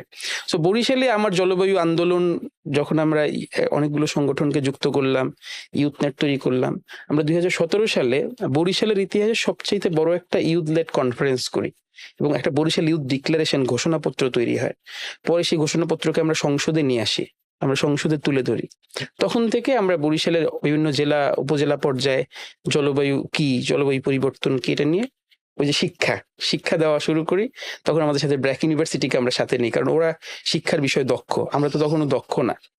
তো এরপরে আস্তে আস্তে আমাদের এই ছড়িয়ে যেতে শুরু করে, বরিশাল থেকে খুলনায়, সিলেটে, মানে বাংলাদেশের যে গ্রাসরুট থেকে যে মুভমেন্ট হইতে পারে, সেটা একটা ইউথ নেটের একটা উদাহরণ লোকাল ইস্যুগুলোতে।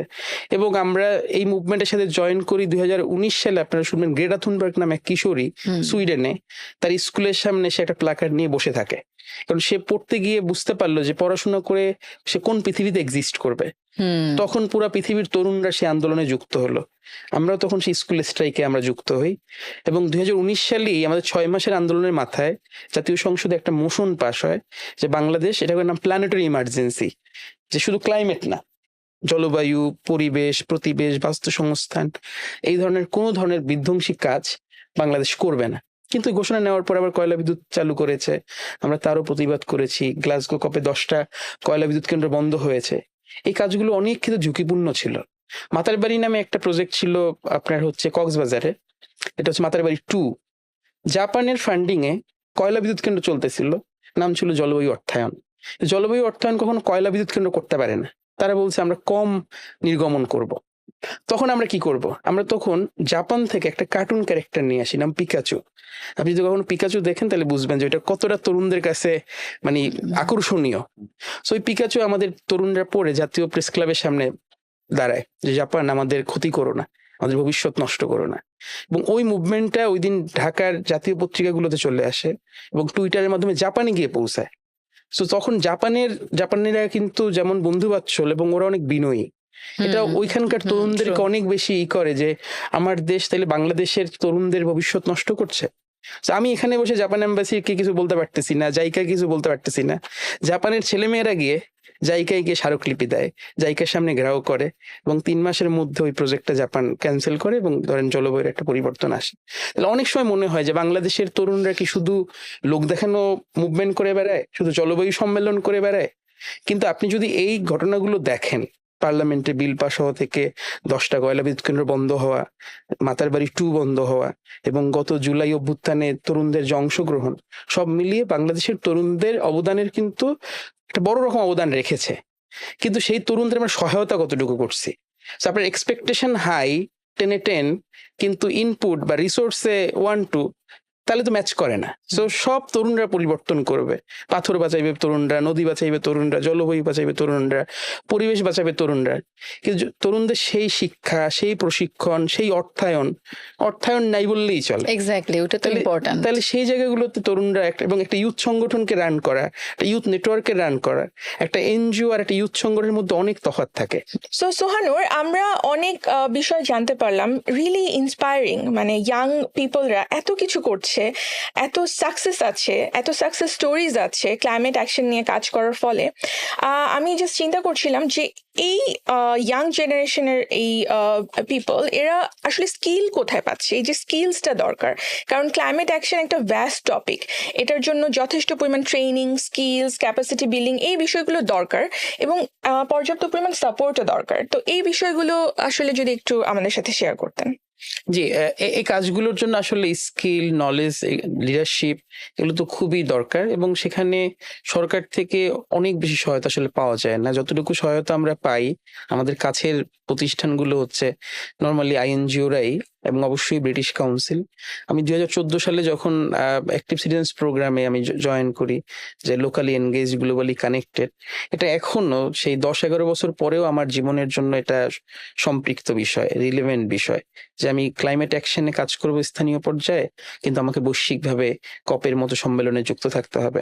কিন্তু শুধুমাত্র এই অ্যাক্টিভ সিটিজেন্সের একটা প্রোগ্রামই আমাকে সীমাবদ্ধ রাখেনি। আমি তাদের যে চাইল্ড পার্লামেন্ট ছিল 14 সালে, সেখানে ল মিনিস্টার হিসেবে কাজ করেছি, কিন্তু এমপিদের সাথে কাজ করতে হয়। 18 সালে আমাকে সরকার প্রধানদের সাথে কমনওয়েলথ সম্মেলনে আমাকে পাঠিয়েছে দেশকে রিপ্রেজেন্ট করার জন্য। 21 সালে ব্রিটিশ কাউন্সিল ইউথদের সাথে পার্টনারশিপ করে। তো তৌফিক ভাইয়ের গল্প যেমন একজন ইন্টার্ন থেকে হেড অফ এডুকেশন হওয়া, আমি একজন ইন্ডিভিজুয়াল ইউথ ভলেন্টিয়ার হয়ে থেকে শুরু করে ব্রিটিশ কাউন্সিলের পার্টনার হওয়া। আমরা প্রকাশের একটা প্রজেক্ট করেছি সোশ্যাল অডিটের উপরে, COP26 youth engagement challenge fund পেয়েছি, এবং গত 2 বছর আর একটা project building youth agency for climate change, সেটা আমরা বাগেরহাটের মরিলগঞ্জে আমরা করেছি। সো পুরো সময়টাই ব্রিটিশ কাউন্সিল কিন্তু পিছন থেকে কিছু না কিছু সাপোর্ট দিয়ে গেছে, যার ফলে শুধু আমি একা না, আমরা আমাদের দেশের বিভিন্ন অঞ্চলে এই ধরনের তরুণ নেতৃত্ব তৈরি করতে পেরেছি যারা জলবায়ু সুবিচারের সমাধান নিয়ে কাজ করছে। অ্যান্ড অবশ্যই শুধু ব্রিটিশ কাউন্সিল না, আরও আদার অনেক ইনস্টিটিউশন, অর্গানাইজেশনস আছে যারা ইউথ এম্পাওয়ারমেন্ট নিয়ে কাজ করছে, ক্লাইমেট চেঞ্জ নিয়ে কাজ করছে, এবং ইউথরা যেন প্রপারলি ক্যাপাসিটেড হয় উইথ স্কিলস অ্যান্ড নলেজ, সে বিষয়টা নিয়ে কাজ আমরা যখন করছে। ইন্সপিরেশন হয়েছি, সো এটা একটা ট্রাস্টও তৈরি করেছে যে সে ব্রিটিশ কাউন্সিল থেকে ট্রেনিংটা পেয়েছে।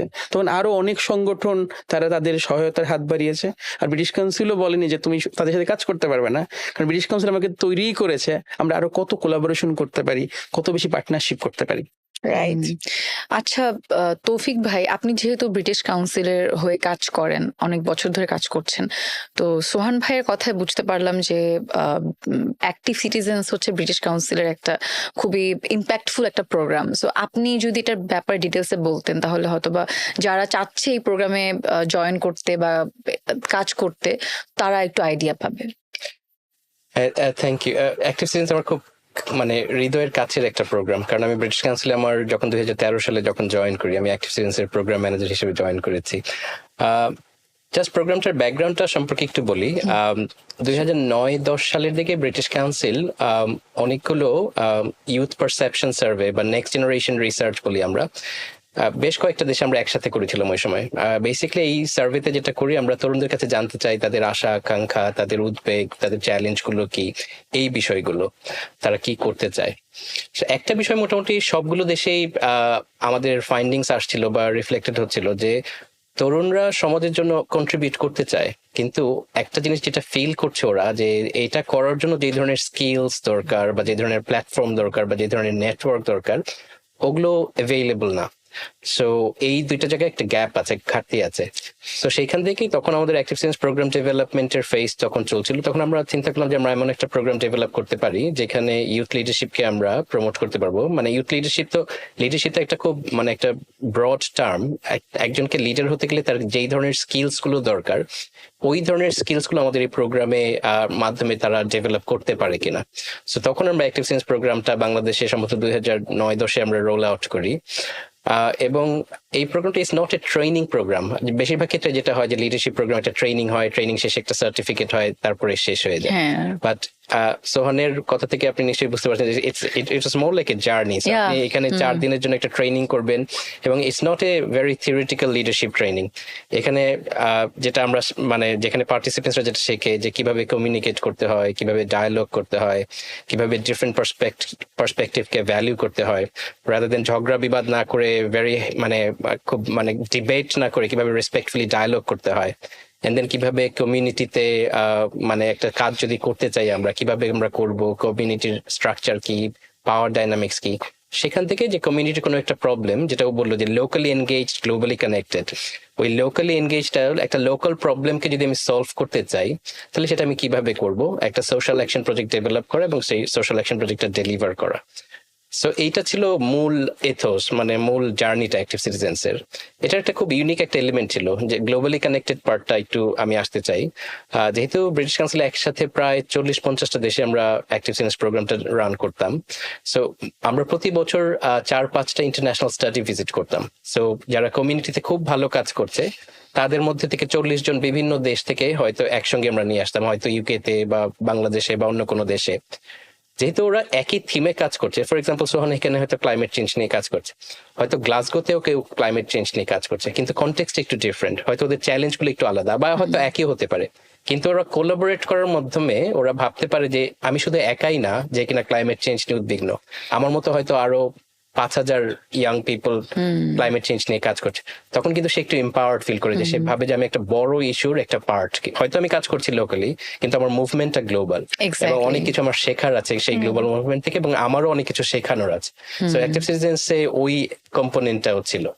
সো আমরা 10 বছর অ্যাক্টিভ সিটিজেন্স প্রোগ্রামটা চালাই, এখন কিন্তু আর চালাচ্ছি না। অ্যাক্টিভ সিটিজেন্স 2019 সালে শেষ হয়েছে। আমরা 10 বছরে প্রায় 50,000-এর মতো ইউথদেরকে বাংলাদেশে প্রায় 50টারও বেশি জেলায় ট্রেন আপ করেছি। তারা অনেক সোশ্যাল অ্যাকশন প্রজেক্ট করেছে ক্লাইমেটের উপরে, হেলথের উপরে, এডুকেশনের উপরে, এনভায়রনমেন্টের উপরে। সো এইভাবেই ক্লাইমেট আমরা অ্যাক্টিভ সিটিজেন্স শেষ করি 2019-এর দিকে। বাট আমাদের এখনো ইউথ প্রোগ্রাম আছে। আমি হয়তো মানে ওই এক্সাক্ট অ্যাক্টিভ সিটিজেন্স প্রোগ্রামটা নাই, বাট ওইটাই আমি কন্টিনিউ করছি। জিজ্ঞেস করতাম যে যেহেতু এখন অ্যাক্টিভ সিটিজেন্স প্রোগ্রামটা নেই, সো কিন্তু অনেকে তো চাচ্ছে কাজ করতে, তো তারা আসলে কিভাবে করবে, বা এখন কি অনগোয়িং কোনো প্রোগ্রামস বা প্রজেক্টস আছে যেখানে আসলে সবাই এসে মানে শিখতে পারবে, এটার কোনো সুযোগ আছে কিনা? হ্যাঁ হ্যাঁ, অবশ্যই। সো আমরা এখন ইউথ কানেক্ট প্রোগ্রাম আমাদের মেইন প্রোগ্রাম, আমাদের যে ইউথ পোর্টফোলিও সেটাতে। সো এখানে দুইটা ভিন্ন, আমরা এখনো স্কিল ডেভেলপমেন্টে খুব গুরুত্ব দিই। আমাদের কাছে এখনো মনে হয় যে ইউথদের skill development is very essential বাংলাদেশের কনটেক্সটে। সো আমরা এন্টারপ্রেনারিয়াল স্কিল ডেভেলপমেন্টে খুব গুরুত্ব দিচ্ছি, পার্টিকুলারলি যদি গ্রিন এন্টারপ্রেনারশিপ হয়, কারণ আমরা স্টিল মনে করি যে এন্টারপ্রেনারশিপ হলেও সেখানে ক্লাইমেটকে অ্যাড্রেস করার একটা সুযোগ আছে। সো এই বছর আমরা প্রায় 2,500 ইউথদেরকে আমরা ক্লাইমেট এন্টারপ্রেনারশিপের উপর ট্রেনিং দিব, মোস্টলি সাউথ বেল্টে। আরেকটা যে প্রোগ্রাম আছে সেটা হচ্ছে আমরা দেখেছি যে মিস ইনফরমেশন ফিল্টারিং এ আমাদের ইউথদের একটু, কারণ এটা খুব সেন্সিটিভ এবং এটা খুব can be very dangerous. So ইউথদের আমরা একটা ডিজিটাল সিটিজেনশিপ স্কিল দিতে চাচ্ছি, যেখান থেকে সে কোনটা সোশ্যাল মিডিয়াতে পার্টিকুলারলি যে কোনটা মিস ইনফরমেশন ডিসইনফরমেশন সেটা সে আইডেন্টিফাই করতে পারে। It's very important. আমরা দেখেছি যে এটা কতটা মানে ইম্প্যাক্ট করতে পারে। সো আমরা 9টা বিশ্ববিদ্যালয় প্রায় 600 জন তরুণ তরুণীদেরকে এই ডিজিটাল সিটিজেনশিপের উপর ট্রেনিং দিব এই বছর। সো এই দুইটা প্রোগ্রাম এই বছর আমাদের জন্য মেইন ফোকাস, এবং এই প্রোগ্রাম দুটো কন্টিনিউ করবে। নাইস। কিভাবে যুক্ত হতে পারবে, লাইক সাদিয়া যদি যুক্ত হতে চায় আমাদের হ্যাঁ, আমার তো আসলে শুনে খুব ইচ্ছা করছে যে আচ্ছা আমি একটু এক্সপ্লোর করে দেখি, কারণ আমারও ছোটবেলা থেকেই কোনো কিছু মানে নতুন কিছু পেলে এক্সপ্লোর করতে ভালো লাগতো। তো শুধু আমি না, আমার মতো এরকম যারা এই প্রোগ্রামটা দেখছে, তো তারা অনেকেই চাবে যে এটার সাথে যুক্ত হতে। সো তারা কিভাবে কন্ট্যাক্ট করবে বা কিভাবে এটার সাথে মানে ডিটেলস কিভাবে জানবে এটার ব্যাপারে? ব্রিটিশ কাউন্সিলের কি কোনো ওয়েবসাইট বা কোনো কিছু আছে যেটার মাধ্যমে জানতে পারবে? ইটস ভেরি টাইমলি কোশ্চেন, কারণ আমরা প্রোগ্রামটা মাত্র শুরু করছি। সো এখন আমাদের পার্টিসিপেন্ট সিলেকশন হয়নি। হ্যাঁ, ডেফিনেটলি আমাদের ওয়েবসাইটে আমরা ডিটেল প্রোগ্রামের ব্রিফিংটা দেওয়া থাকে এবং আমাদের সঙ্গে কোন কোন পার্টনার কাজ করবে। ব্রিটিশ কাউন্সিল সাধারণত প্রোগ্রাম ডেলিভারি নিজেরা করে না, সো আমাদের ডেলিভারি পার্টনাররা থাকে। সো তাদের ডিটেলস আমরা দিয়ে রাখি এবং ওইখানে এনরোলমেন্টের জন্য যেই ইনস্ট্রাকশন গুলো আমাদের ওয়েবসাইটে গেলে পাবে। তো সেটা একটা বিষয়। আমাদের সোশ্যাল মিডিয়া ফলো করতে পারে, আমাদের ফেসবুক চ্যানেল আছে ভেরি ভাইব্রেন্ট, সেখানে আমরা রেগুলার আপডেট করি আমাদের অপরচুনিটিস গুলো। সো সেখান থেকেও কেউ যদি চায় এনরোল হতে, ওই সুযোগগুলো থাকবে ওখানে। ওকে, আর ইমেইলের মাধ্যমে কি কিছু? ইমেইলে আমাদের একটা জেনারিক ইমেল আমাদের ওয়েবসাইটে আছে, যে কেউ আমাদেরকে রিচ আউট করতে পারে উইথ দেয়ার ইন্টারেস্ট। তো সেটা তখন আমার কাছে অটোমেটিক চলে আসবে বা আমার টিমের কাছে চলে আসবে। ও নাইস। সো আপনি তাহলে তো সবাই তো তাহলে জানতে পারলো, তো ভালো। তবে আমার কাছে যেটা মনে হয় যে অ্যাক্টিভ থাকা, যেমন সোহান তার নিজের জায়গায় সে আসলে কিন্তু অনেক অ্যাক্টিভ, উনি অনেক অ্যাক্টিভ ছিলেন। সো যারা আসলে কাজ করতে চাইবেন তাদের প্রথমত আসলে নিজের ক্ষেত্রে অ্যাক্টিভলি পার্টিসিপেট করতে হবে, অ্যান্ড আশেপাশে কোন অর্গানাইজেশনগুলো কাজ করছে এই বিষয়গুলো নিয়ে সেই অর্গানাইজেশনগুলোর সাথে যুক্ত থাকতে হবে। আবার নেটওয়ার্ক থাকে, তাই না, অনেক ইউথ নেটওয়ার্ক থাকে, সেই নেটওয়ার্কগুলোর সাথে যুক্ত থাকলেও আমার মনে হয় যে বেশ ইনফরমেশনগুলো পাওয়া যায়। অ্যান্ড দেন যখন আমরা এই প্রজেক্টগুলো আসলে লঞ্চ করি তখন কিন্তু আমরা পার্টনার অর্গানাইজেশনের থ্রুতে লঞ্চ করি। হ্যাঁ। তো তখন আমরা অটোমেটিক্যালি ওই যারা অ্যাক্টিভলি পার্টিসিপেটিং ইউথ তাদের সাথে কানেক্টেড হয়ে যেতে পারবো। এটা খুবই ইম্পর্টেন্ট পয়েন্ট জুলি, সরি আমি এটা সামহাউ মিস করেছি আমার বলার সময়, but thank you very much for covering that. আমার এখনো মনে আছে যে 2018-19 সালের দিকে যখন আমরা চগম কনফারেন্স লন্ডনে একজন ইউথ অ্যাক্টিভিস্ট পাঠাতে হবে, সো পার্টনারদের মাধ্যমে আমি চাইতেই পারি যে আপনাদের নেটওয়ার্কে কে সবচেয়ে পোটেনশিয়াল আমাকে একটু লিস্ট দেন, কিন্তু আমার মাথায় সোহানের নাম ছিল কারণ আমি সোহানকে ফলো করছিলাম সোশ্যাল মিডিয়াতে, আর সে অ্যাক্টিভলি কাজও করছে, সো প্রচুর আপনি সে ওনাকে সোশ্যাল মিডিয়াতে তার কাজগুলো Exactly. ডিসেমিনেট করছিল। সো আমি already I had a very good understanding যে মানে he would be a perfect match. So এই যে যেটা বললেন যে নেটওয়ার্কের সাথে যুক্ত থাকা বা সোশ্যাল মিডিয়াতে নিজের কাজগুলোকে প্রকাশ করা, এখানে থেকে যেটা হয় অনেক সময় অনেক অপরচুনিটি আসে, মানুষ আপনাকে নিজে থেকেই পিক করবে Exactly. যদি মানুষ জানে যে আপনি আসলেই সত্যিকারের কাজ করছেন। আদারওয়াইজ মানুষ তো জানবে না তার exactly. ব্যাপারে, যদি সে না লোকই জানে। কাজ করে। জি, হ্যাঁ, জি, জি। So অনেক সময় আমাদের একটু শো অফ করতে হয়, মানে ফর বেটারমেন্ট আর কি, Personal branding. পার্সোনাল এখন ব্র্যান্ডিং। আমরা সুন্দর করে এখন তো বলি। সবকিছু সোশ্যাল মিডিয়ার Exactly. মাধ্যমে আমরা আসলে সব ইনফরমেশন পাই, মিস ইনফরমেশন পাই, সবই আসলে। আর এটা খুব ভালো লেগেছে ব্রিটিশ কাউন্সিলের যেই উদ্যোগটা যেটা ছিল যে মিস ইনফরমেশন অ্যান্ড যেটা রাইট ইনফরমেশন নিয়ে কাজ করা, এটা আসলে আমাদের এই সময়ে ইটস ভেরি ইম্পর্ট্যান্ট, মানে অনেক বেশি। বা বিশেষ করে আমরা পাবলিক ফিগারে খুব বাজে সিচুয়েশন ফেস করি মিস ইনফরমেশন নিয়ে, যেগুলো আসলে অনেক মানুষ বিশ্বাস করে থাকে। সেগুলোকে কেউ আসলে কোনটা সত্য কোনটা মিথ্যে এগুলোকে যাচাই করা কেউ নেই। এখন পারবে So, hopefully yeah. আমাদের প্রোগ্রামে পার্টিসিপেট করা। এই জন্য আমি ফুললি এগ্রি, এটা এই সময় সম্ভবত one of the most critical skills, এবং Exactly. যেই জন্য আমরা এই বছর থেকে এটা শুরু করছি। এটা কিন্তু আমাদের রেগুলার প্রোগ্রাম কখনো ছিল না, বাট আমরা ফিল করছি যে এটা একটা ক্রিটিক্যাল স্কিল যেটা ইউথের থাকা উচিত। দ্যাটস ওয়াই আমরা এই বছর থেকে প্রোগ্রামটা শুরু করছি। নাইস।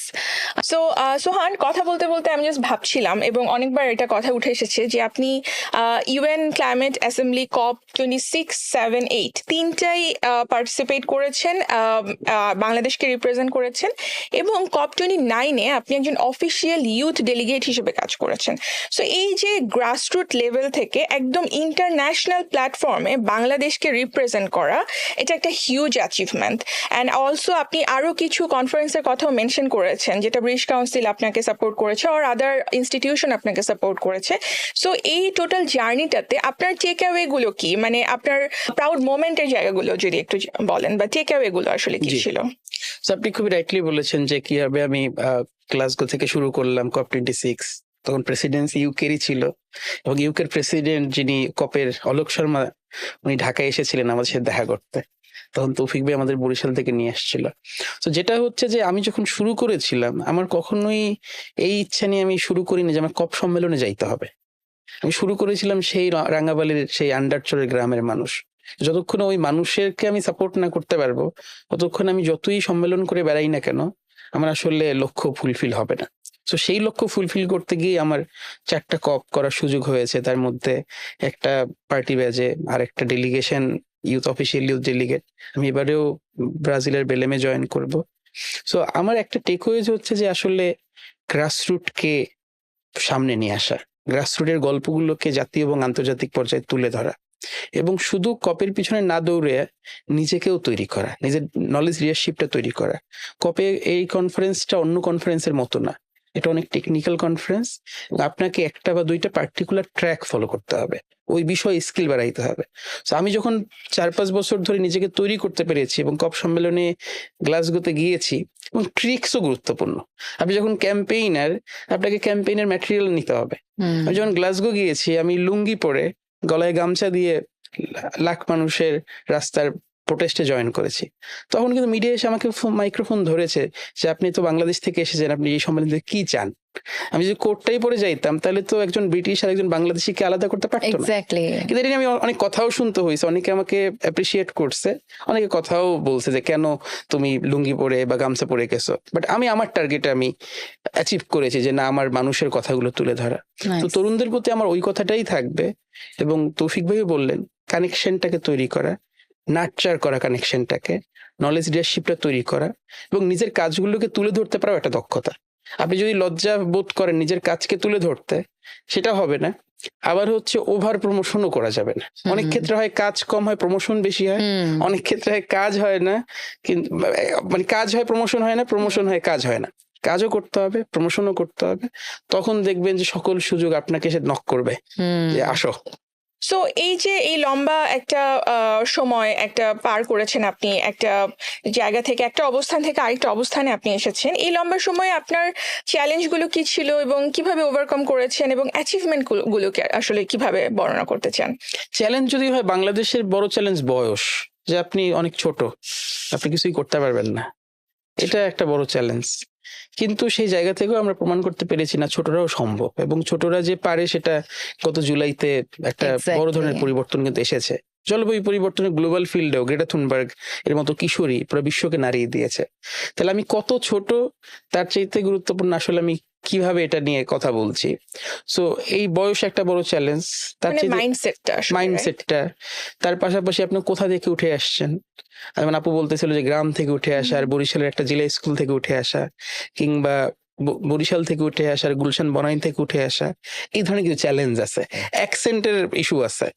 শুরু থেকে শুনতাম যে সোহান তোমার ইংলিশের অ্যাকসেন্ট হয় না, কারণ আমি তো ভালো ইংলিশ শিখতে পারি না ব্রিটিশ কাউন্সিলের কাছ থেকে তখন। কিন্তু আসলে আমি ইস্যুটার সাথে যুক্ত ছিলাম কিনা, এবং আমি যখন কথা বলি তখন কথাগুলো আসলে আমার হৃদয় থেকে আসে কিনা। তো আমাকে পুরো বিশ্ব বলতে, সোহান তুমি যখন কথা বললো মনে হয় যে কথাগুলো তোমার হৃদয় থেকে আসতেছে। তাহলে তখন আসলে আমার অ্যাকসেন্ট বা আমি কোন ভাষা অবশ্যই একটা বড় দক্ষতা, তো অনেক ক্ষেত্রে সেটা আসলে অত বেশি ম্যাটার করে না, আসলে আমি কি নিয়ে কাজ করছি। তো এই ধরনের চ্যালেঞ্জ ছিল। অনেক বেশি চ্যালেঞ্জ একটা ইউথ লেড সংগঠন বা নেটওয়ার্ক চালানো। একটা ইউথ নেট সংগঠন চালাইতে গেলে সরকার থেকে বলেন, ডোনার লেভেল থেকে বলেন, প্রাইভেট সেক্টর বলেন, অনেক ধরনের সিস্টেমেটিক ব্যারিয়ার, যে এবং এমন ব্যারিয়ার এটা আসলে চালানোই কঠিন, মানে হাত পা বেঁধে সাঁতার কাটার মতো। বাট সেই হাত পা বেঁধেও যখন সাঁতার আমরা কেটে 1 দশক চলে আসছি, এখন সেই কনফিডেন্টটা তৈরি হয়েছে। আর অ্যাচিভমেন্টের জায়গায় নর্মালি তো মানুষ অ্যাচিভমেন্ট দেখে, কত মানুষকে সাপোর্ট করলাম, তার চাইতে গুরুত্বপূর্ণ প্রথম আলোতে ছবি আসছে কিনা।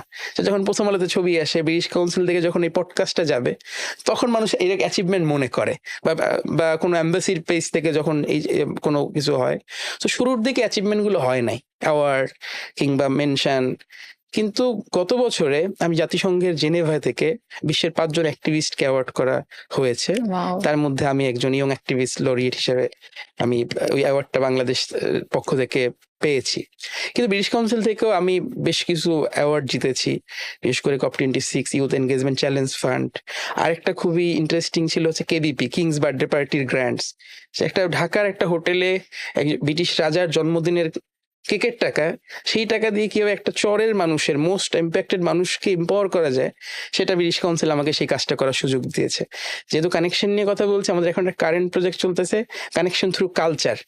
আমরা সাতক্ষীরা শ্যামনগরে বাঘ বিধবা, যাদের স্বামীকে বাঘে খেয়ে ফেলেছে, যারা বন নির্ভর, তাদের গল্পগুলোকে তুলে আনছি, এবং গ্লোবাল কানেকশনের মাধ্যমে ম্যানচেস্টারের একটা থিয়েটার, ক্লাইমেট থিয়েটার, এরগন থিয়েটার, তার সাথে আমরা পার্টনারশিপ করতেছি। সো সেই চ্যালেঞ্জ এবং সেই সুযোগ, এই দুইটাকে ব্যালেন্স করেই চলছি। সবচেয়ে বড় যেটা হয়েছে, স্বীকৃতির পাশাপাশি আস্থা। আমাদের বাংলাদেশে তরুণরা বড়দেরকে আস্থা করতে পারে না, সরকারকে আস্থা করতে পারে না, সরকার তরুণদেরকে আস্থা করে না। সো যখন আমরা পারস্পরিক আস্থাটা নির্মাণ করতে পারবো, তখন আমার মনে হয় যে কোনো দরজার বন্ধ থাকবে না। সত্যি তাই।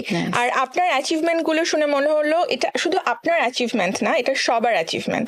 আপনি যাদের জন্য কাজ করছেন তাদের জন্য অ্যাচিভমেন্ট। আমার সেটাই মনে হয় যে আমি কত বড় অ্যাওয়ার্ড পাইলাম, কত টাকার মূল্যায়ন পাইলাম, বা কতগুলো কনফারেন্স করলাম, বাট যখন দেখি যে আমি ব্রিটিশ কাউন্সিলের একটা প্রজেক্ট করেছি মোরেলগঞ্জে, সেইখানকার কিছু ছেলে মেয়ে জীবনে লিডারশিপ জানতো না, তারা সাইক্লোন রেমালের পরে 1000 টাকা 1000 লিটার পানি মানুষকে দিতে পারছে, আমার কাছে ওইটা অনেক বড় অ্যাচিভমেন্ট মনে হয়।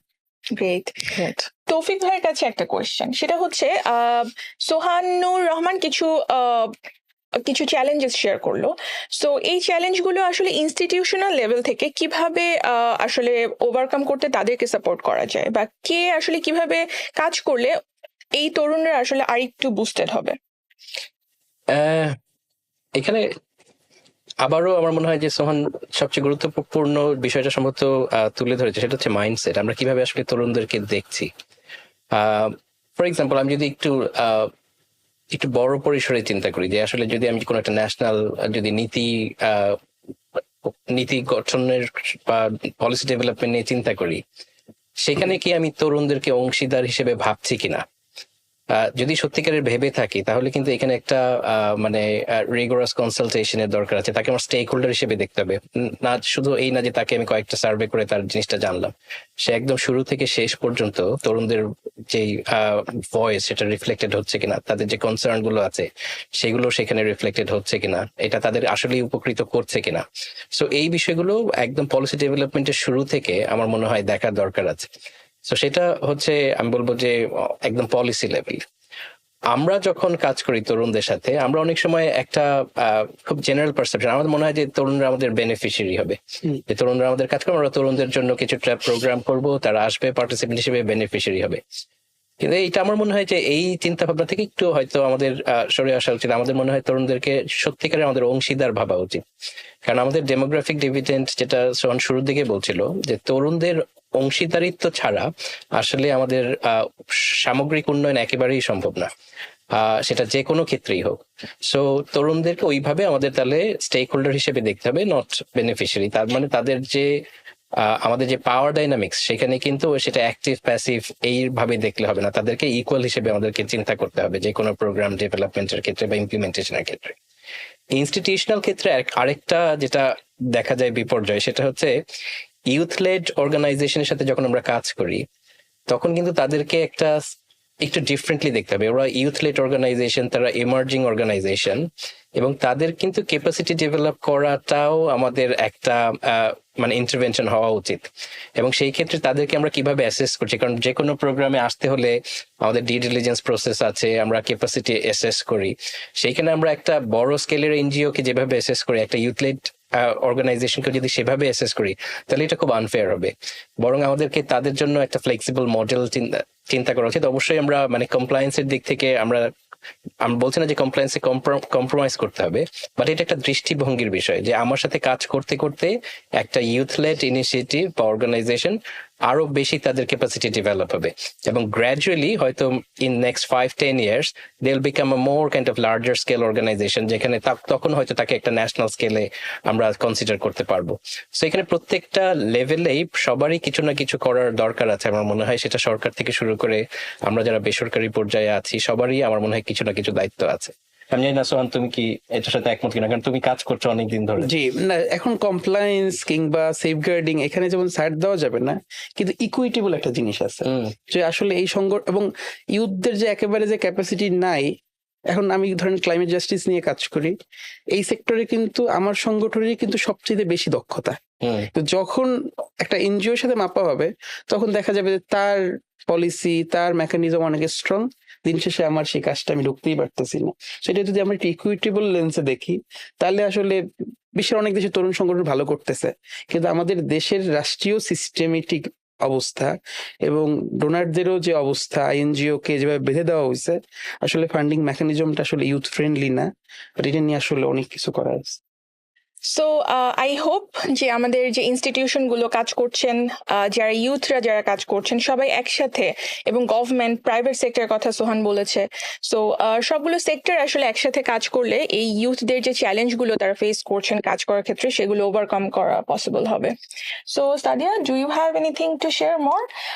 আই ওয়াজ জাস্ট ওয়ান্ডারিং, যখন সোহান বলছিল যে সোহান বিভিন্ন ইন্টারন্যাশনাল প্ল্যাটফর্মে গিয়েছে এবং সেখানে নলেজ এক্সচেঞ্জ করেছে, ইউ আর শেয়ারিং যে তুমি গিয়েছিলে ফিল্ম একটা ফেস্টিভ্যালে, তুমি যদি একটু ওটার এক্সপিরিয়েন্সও শেয়ার করো।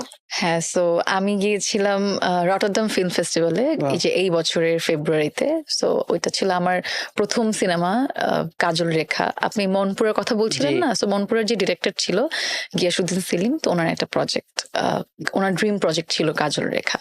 সো কাজল রেখা হচ্ছে ময়মনসিংহ গীতিকার একটা মানে ওটা বেসিক্যালি যাত্রাপালা।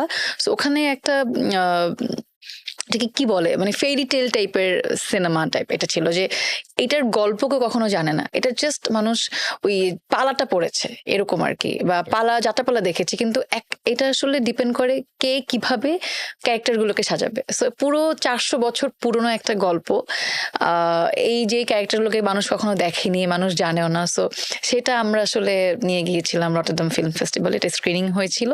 তো ওখানে অনেক দেশের মানুষ ছিল, অনেক দেশের ফিল্ম মেকার্সরা ছিল, এডিটাররা ছিল, সিঙ্গাররা ছিল, অনেকে আসছে দেখতে। তো হাউসফুল শো ছিল আমাদের বেশ কয়েকটা।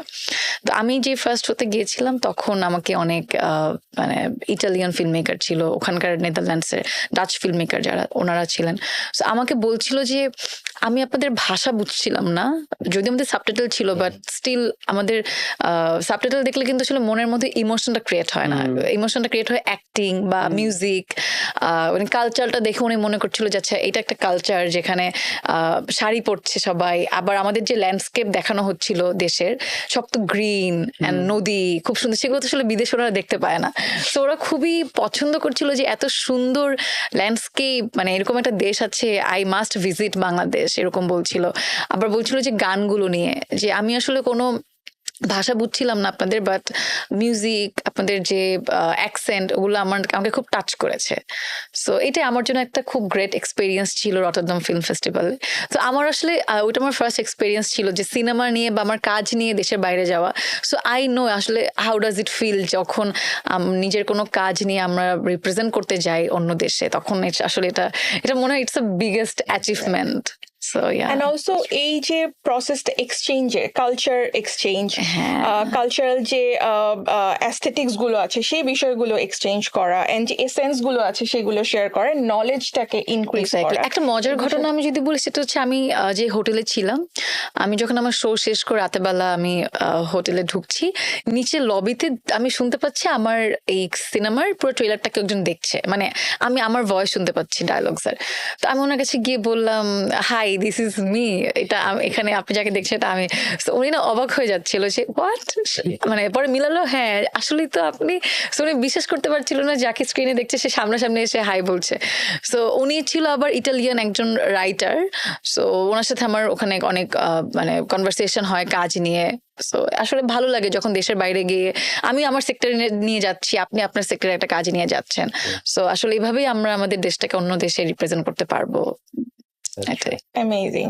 আমার একটা প্রশ্ন ছিল সোহানুর ভাইয়ের কাছে, সেটা হচ্ছে আমাদের তো অনেক ইয়াং পিপলরা আছে যারা চায় কাজ করতে, যদিও আপনি এটা একটা উত্তর দিয়েছেন এর আগে, বাট একদম লাস্ট কনক্লুশনে আমি একটু মানে সবাই যাতে একটু ক্লিয়ার মেসেজটা পায় এটার জন্য। তো অনেক ইয়াং ছেলেমেয়েরা আছে যারা আসলে কাজ করতে চায়, বাট একটা থাকে না যে কিভাবে আগাবো, মানে বা আচ্ছা এখন না পরে পরে করি, বা আমি এটা করলে আসলে কি লাভ হবে আমার, তাদের টাকাটা কোত্থেকে পাবে, ফান্ডিংটা, মানে বা এই যে ব্রিটিশ কাউন্সিলের বা অন্যান্য এনজিওতে যেসব প্রোগ্রামগুলো হয় সেখানে যে তারা অ্যাটেন্ড করবে, এটার জন্য তো তাদের একটা খরচ যাবে নিজেদের জায়গা থেকে, বা আরো প্রথম একটা দুটা প্রজেক্ট করতে হবে নিজেদের জায়গা থেকে। সো অনেকে না সাহস করে আগাতে পারে না। সো তাদের জন্য যদি আপনি একটা মেসেজ দিতে চান যে আসলে তারা কিভাবে এটাতে মানে আগাতে পারে। সো আমার পারতে হবে যে কানেকশন তৈরি করো, ফ্রেন্ডস তৈরি করো। সো আমরা অনেক ক্ষেত্রে শুধু ফান্ডের পিছনে দৌড়াই, কিন্তু ফ্রেন্ডস তৈরি করি না। তো ফ্রেন্ডস তৈরি হলে ফান্ড আমাকে অটো চলে আসবে। এবং বাইরের দেশে যেটা হয়, মুভমেন্ট হয়, বাবা মারা পয়সা দেয়। আমাদের দেশে তো বাবা মারা পয়সা দেয় না, আমাদের তৌফিক বিদের কাছে চাইতে হয়। সো যেটা হচ্ছে যে এখন কিন্তু অনেক স্কুলে ক্লাব হয়েছে, ইউনিভার্সিটিগুলোতে কিন্তু ক্লাব অনেক অ্যাক্টিভ। আচ্ছা, সোহান ভাইয়া, আপনাকে আমার একটা প্রশ্ন, যেটা আসলে আমার মনে হয় আপনি এর আগে অনেকবারই ক্লিয়ার করেছেন, বাট স্টিল লাস্ট কনক্লুশনটা আমরা সবাই একটু স্পেসিফিক ভাবে জানতে পারবো। সেটা হচ্ছে অনেক ইয়াং ছেলেমেয়েরা থাকে যারা আসলে চায় যে এরকম এনজিও বা মানুষের জন্য কাজ করতে, অনেক গ্রামে শহরে অনেকে আছে, কিন্তু তারা না সাহস করতে পারে না আর কি। মানে কিভাবে তারা রিচ করবে এনজিও গুলোকে বা ব্রিটিশ কাউন্সিলকে? তারা ভাবে যে ব্রিটিশ কাউন্সিল, মনে হয় এটা আনরিচেবল, এরকম আর কি। তো আবার যেটা হয় যে এখানে একটা মানে সব থেকে বড় একটা যেটা প্রবলেম ফেস করে বা অব্লিগেশন, সেটা হচ্ছে টাকা। সো অনেক স্টুডেন্ট থাকে যারা স্টুডেন্ট হয়তো বা খুব একটা ইনকাম করে না, তো তারা আসলে নিজেদের পকেট মানি থেকে যে আগাবে জিনিসটা সেটা সাহস করতে পারে না। আবার যেমন কোনো একটা প্রজেক্ট করতে গেলেও তো নিজেদের থেকে ইনভেস্ট করতে হয়, সো ওই টাকাটা তাদের কাছে নেই, বা আছে কিন্তু খরচ করতে ভয় পাচ্ছে যে এটা দিয়ে তারা কিছু পাবে কিনা বা এটা আসলে আদৌ ওয়ার্ক করবে কিনা, এটাও একটা ব্যাপার। সো এই যে ইয়াঙ্গার যেসব ছেলেমেয়েরা আছে যারা আসলে চায় কাজ করতে কিন্তু সাহস পাচ্ছে না, তাদের জন্য একটু যদি আপনি সাহস দিয়ে কিছু একটা বলতেন, সো দ্যাট যারা তারা যেন আসলে এটাতে ইনভলভ হতে পারে। সো এখন আমরা যখন শুরু করেছিলাম তখন তো আসলে ফান্ডিং তো ওইভাবে ছিলই না, কপেও যাওয়া তো রেগুলার মানুষ যাইতে পারতো না, এত কনফারেন্স ছিল না। কিন্তু গত এক দশকে কিন্তু ক্লাইমেট চেঞ্জের প্রতি বৈশ্বিকভাবে এবং বাংলাদেশেও এখন এই সরকারেও কিন্তু অনেক বেশি গুরুত্ব পরিবেশ জলবায়ুতে। এখন সোশ্যাল মিডিয়া খুললে শুধু ফেসবুক না, লিঙ্কডইন বলেন, টুইটার বলেন, ইনস্টাগ্রাম বলেন, ফেলোশিপের অভাব নাই, ফান্ডিং এর অভাব নাই, সিড গ্রান্টস এর অভাব নাই। কিন্তু অনেক ক্ষেত্রে হয় কি, আসলে ওই ফান্ডিং ধরার জন্য আমরা প্রস্তুত না, কারণ একটা তো আমাকে প্রপোজাল দিতে হবে, কেউ তো টাকাটা এমনি এমনি দিবে না, এবং সেইটা আসলে ওই কলের মানে সাথে মিট করতেছে কিনা। আরেকটা হচ্ছে তরুণরা সবাই ভালো কাজ করতে চায়, অনেক সময় এসডিজির যে গোলগুলো আছে বা গ্লোবাল প্রায়োরিটিজ এর সাথে তার লোকাল কনটেক্সটে ম্যাচ করতে পারে না। যদি ওইটাকে একটু ম্যাচ করা যায় আর একটু যদি ভালো একটা প্রপোজাল যদি দেওয়া যায়, গ্লোবাল কম্পিটিশনে বাংলাদেশ থেকে ফান্ড পাওয়া আসলে তেমন কোনো বিষয়ই না। Nice. তো এই উইন্ডো গুলো তো ওপেন হইতেছে। সো সেইখানেও আশাবাদী হওয়া, হতাশাবাদী হইলে তো আর পৃথিবীও চলবে না, নিজেও চলবো না। আর এই কাজটা করা এই কারণে আমার একটা সামাজিক দায়বদ্ধতা আছে। আপনি যেখানে পড়েছেন, আমরা যারা পড়েছি, সোসাইটিতে অনেক মানুষ ভিক্ষুকের টাকার ট্যাক্সেও কিন্তু আমরা সেখান থেকেও আমরা কিন্তু ইনসেন্টিভ নিয়ে রাষ্ট্রে আসি। সো রাষ্ট্রকে থেকে চাই, রাষ্ট্রকে আমাদের কিছু দেওয়ার আছে, কিন্তু পৃথিবী, কারণ আর তো আর একটা পৃথিবী নাই, আর একটা পৃথিবী তো পাওয়া যাবে না। এবং নেক্সট জেনারেশন, আমার দাদাই গাছ লাগিয়ে গেছে, সেই অক্সিজেন আমি চলতেছি, আমি কি লাগাইছি? এর জন্য সেই রেসপন্সিবিলিটিটাও করা দরকার। বাট কেরিয়ারের সাথে এটা একটা বড় অভিজ্ঞতা, কারণ আপনি যখন কোথাও জয়েন করবেন বলবে যে আপনার কোনো অভিজ্ঞতা আছে কিনা। সো এখান থেকে আসলে যারা গ্রুমিং হয়ে যায় তারা দেখেছি পরবর্তীতে ভালো ভালো প্রতিষ্ঠানে তারা সুযোগ পায়। আমাদের অনেক কলিগরা এখন ইউএনডিপির মতো প্রতিষ্ঠানে ইউথ কোঅর্ডিনেটর, এখন সব এনজিওতে জাতিসংঘে ইউথ কোঅর্ডিনেটর, ইউথ প্রোগ্রাম এগুলো অনেক অ্যাভেলেবল। আর একটা উচ্চশিক্ষা ক্ষেত্রে কাজ করতে গেলে স্কলারশিপের জন্য এই ধরনের ভলেন্টারি সংগঠনে কাজ করেছে কিনা তার রিকমেন্ডেশন লেটার লাগে, তারপর হচ্ছে এই ধরনের সার্টিফিকেশন লাগে। সো আমাদের মতো যে বলেন, এখন অনেক ভলেন্টিয়ার সংগঠন আছে, অনেক নেটওয়ার্ক আছে। সো এখানে আসলে আপনার এক ঢিলে সবকিছুই সম্ভব। জাস্ট আসতে হবে, সাহস করে আসতে হবে এবং একটু লেগে থাকতে হবে। এক্স্যাক্টলি, এটাই, ডিটারমিনেশনটা খুব important. Thank you so much Sohan ভাই অ্যান্ড তৌফিক ভাই, থ্যাংকস আ লট। খুব ভালো লাগলো আসলে, আমি অনেক কিছু জানতে পারলাম, আমার মনে হয় অডিয়েন্সরাও অনেক কিছু জানতে পারবে। তো আমাদের খুব ভালো লেগেছে। জি, আমার খুব ভালো লাগছে। আমার জন্য নতুন এক্সপেরিয়েন্স, আমি অনেক কিছু শিখতে পারলাম। Thanks a lot to both of you. Thank you. Thanks to you as well for co-hosting this show. আজকের কানেকশনস আনলকড এই পডকাস্ট শোটি আমরা এখানেই শেষ করছি। আমাদের এই শো কানেকশনস আনলকড যদি আপনাদের ভালো লেগে থাকে তাহলে ব্রিটিশ কাউন্সিলের official Facebook page, YouTube channel follow করতে ভুলবেন না।